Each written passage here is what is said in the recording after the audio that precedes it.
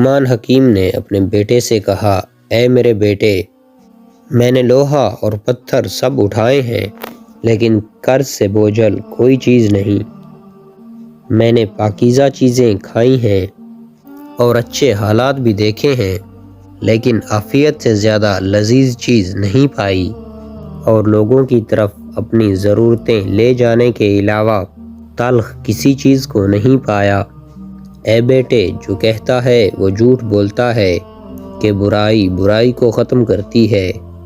اگر وہ اپنے قول میں سچا ہے تو وہ 2 مقامات پر آگ جلا کر دیکھے کہ آیا ایک جگہ کی آگ دوسری جگہ کی آگ بجھانے میں کس طرح کی مدد کرتی ہے۔ حقیقت تو یہ ہے کہ خیر اور بھلائی ہی برائی کو ختم کر سکتی ہے، بالکل اسی طرح جس طرح پانی سے آگ بجھ جاتی ہے۔